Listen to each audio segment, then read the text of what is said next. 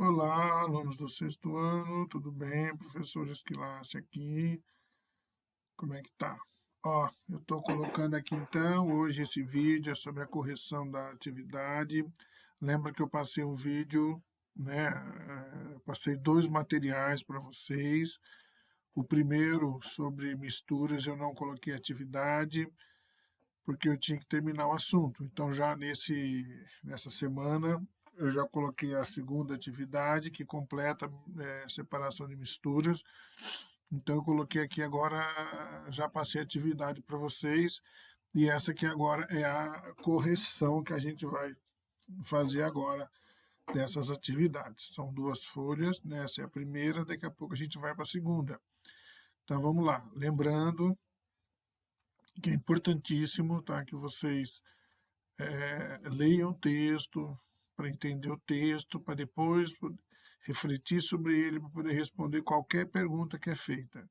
É fundamental que vocês entendam o texto.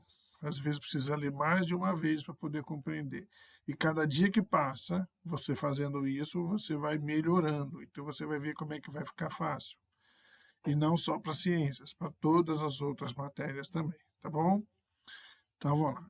Começando a atividade sobre separação de misturas, temos aqui a primeira, ó. 1. Analise as misturas dos itens abaixo e responda as questões propostas. Então, no item A, ele coloca água e óleo, é um tipo de mistura. Então, ele pergunta, qual é a propriedade que permite separar os componentes dessa mistura? Então, o que eles têm de diferente que facilita a separação deles, tá? Então, no caso da água e óleo, a propriedade é a densidade, porque lembrando que com densidades diferentes o óleo fica na parte superior e a água na parte inferior, tá? E qual é o método? Que método de separação você usaria? O método para fazer essa separação em função da densidade é a decantação. E aí você vai fazer um desenho, né? Ele pede para fazer um desenho que vai esquematizar esse método de separação. E é simples, é aquele que você pode desenhar um copo e em metade dele você vai colocar água, na parte de baixo pinta de azul para representar a água, e na parte de cima você vai colocar o óleo, vai pintar de amarelo, que nem está nessa imagem aí, tá? Amarelo, um pouquinho laranja, assim. Tá? Essa é a representação desse desenho que vai esquematizar esse método de separação. O B, ele coloca areia e açúcar juntos. Aí já é mais complicado, mas tem solução? Tem. Se você ler o texto lá, tem solução sim. Então, qual das duas substâncias é solúvel em água? É assim, qual delas se dissolve em água? Areia ou açúcar? A gente sabe que é o açúcar, né? Então, é a solubilidade, a capacidade de se dissolver na água que é a propriedade que vai ajudar a separar aqui.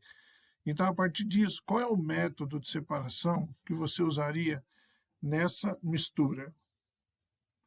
Aqui, no caso, é a peneiração, né?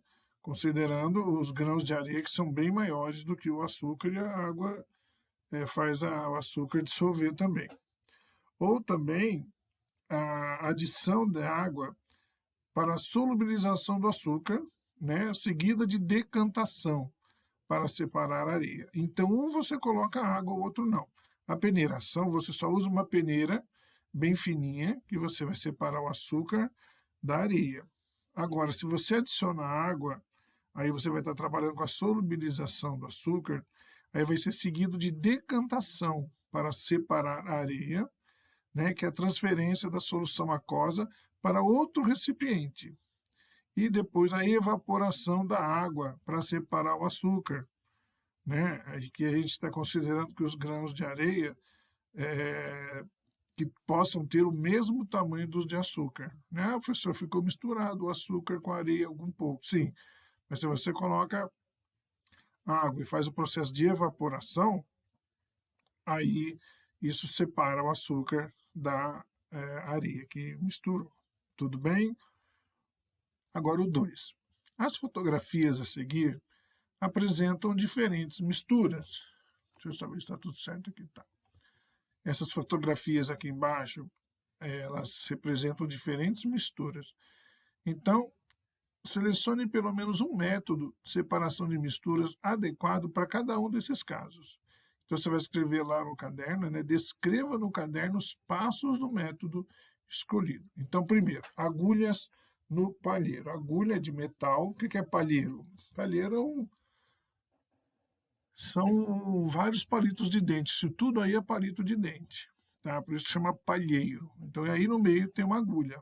Como é que eu vou fazer para separar isso? Então, isso é separação magnética, ou seja, com o ímã.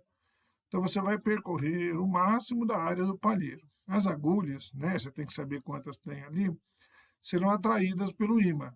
Então, você vai recolher as agulhas que ficarem presas no ímã. É isso é uma separação magnética. O B, partículas sólidas, que é a fuligem do ar que sai dos escapamentos dos automóveis. Aí, no caso, você já vai precisar usar a filtração. O que é isso? Que é você coloca uma tela ou um tecido de poros muito finos na saída do escapamento, que é o mesmo tipo de filtração encontrada também em aspiradores de pó, tá? Para fazer essa separação.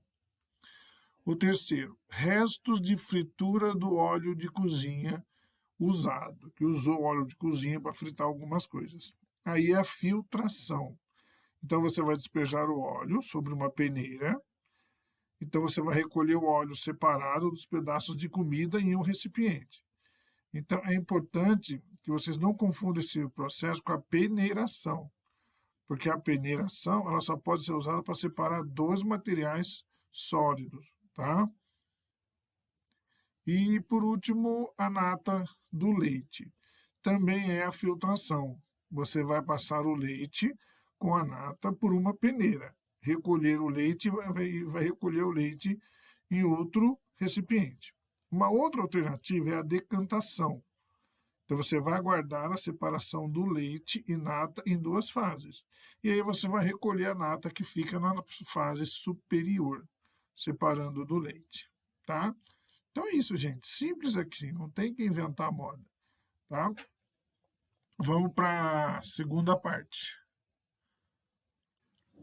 Bem, agora indo para a segunda parte, né, a segunda folha, questão 3. Né?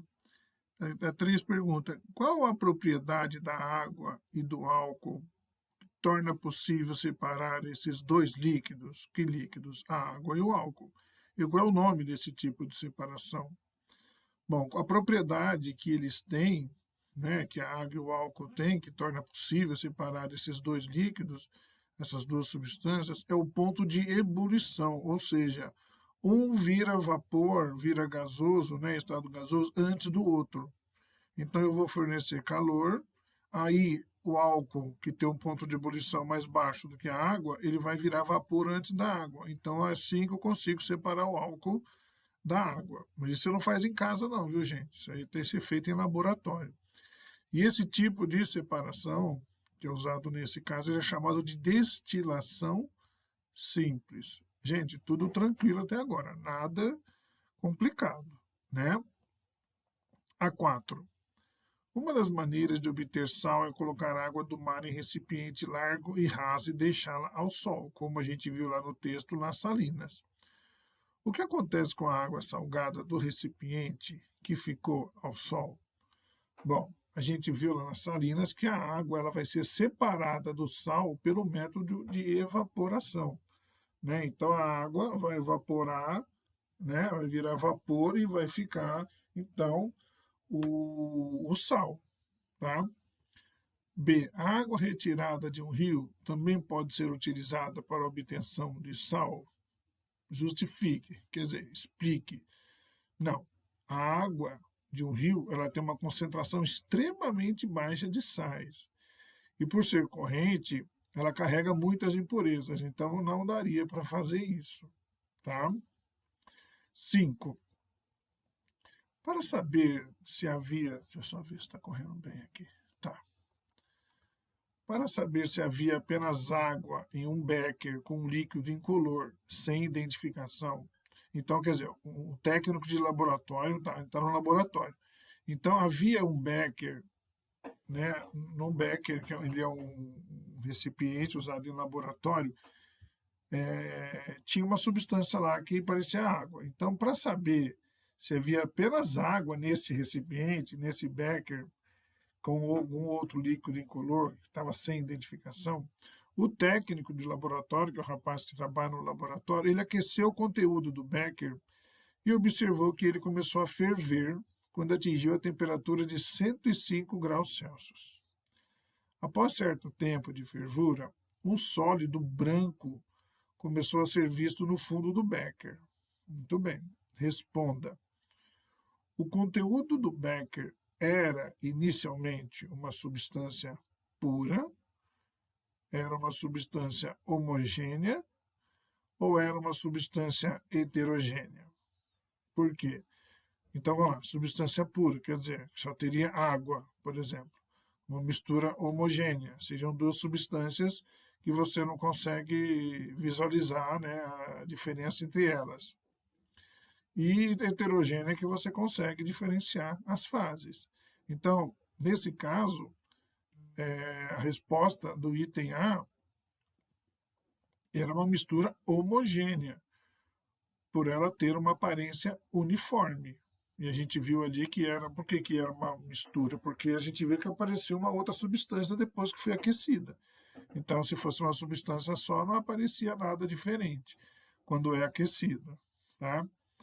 Aí, como o procedimento adotado pelo técnico se assemelha com o método utilizado na obtenção do sal de cozinha, ó, é parecido, né? Então, vamos lá.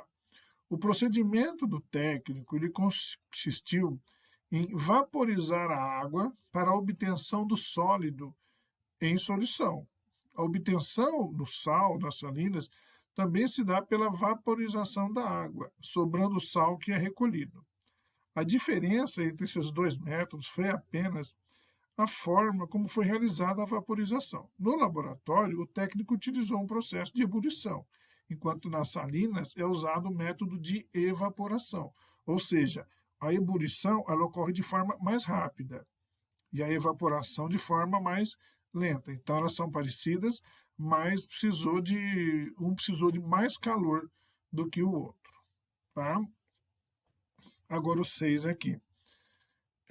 Um dos produtos que podem ser fabricados com nafta, que é um dos derivados do petróleo que a gente viu lá, né, é o plástico. Então, leia o texto e responda as questões a seguir. Se em 1964 produzíamos 15 milhões de toneladas de plástico, em 2014 foram 311 milhões de toneladas de plástico. A expectativa é dobrar a quantidade nos próximos 20 anos. Nesse ritmo, os oceanos do planeta terão mais plástico do que peixes, em peso, no ano de 2050. Porque lembrando que o plástico ele não é degradável, né? ele não apodrece, então ele permanece na natureza por milhares de anos. Uma das expressões mais evidentes da forma como a humanidade está saturando a superfície do planeta com plástico é a chamada Grande Porção de Lixo do Pacífico, que é uma área com alta concentração de plásticos que se formou entre o Havaí e a Califórnia, lá no hemisfério norte, do lado esquerdo, né, do lado oeste, entre os Estados Unidos e Havaí, que é uma ilha, e a Califórnia, que é um estado norte-americano que fica no oeste. A maior parte ele é composta por plástico porque outros materiais têm uma tendência de afundar ou se biodegradar, né, apodrecer de forma biológica, antes de chegar a essa região do oceano. Aí ele pergunta aí, faz 4 questionamentos. Primeiro, o A. Qual é o método de separação de mistura empregado para obter a nafta? Descreva-o no caderno. Isso está lá no texto. Então, a nafta ela é obtida pela destilação fracionada. Então, o petróleo, né, quando ele é cru, né, quando ele é extraído, ele é o chamado petróleo cru, ele é aquecido até vaporizar completamente. Então, a mistura de substância no estado gasoso passa por uma torre de fracionamento, em que as frações mais altas apresentam temperaturas mais baixas. Assim, as substâncias, como com o ponto de ebulição mais alto, vai se condensar nas frações mais baixas, enquanto que aquelas com pontos de ebulição mais baixos, elas continuam subindo na forma de gás até atingirem uma fração na qual a temperatura seja baixa o suficiente para que a substância se condense. Isso tudo eu peguei lá no texto. Tá? No caso da nafta, ela é coletada com a gasolina na parte superior, então, da torre de fracionamento. B. Qual é o principal tipo de material encontrado na grande porção de lixo do Pacífico? Por quê? Bom, os plásticos, como nós vimos, pois outros componentes se deterioram ou afundam antes de chegar a tal região. Quer dizer, eles conseguem apodrecer, o que não acontece com o plástico.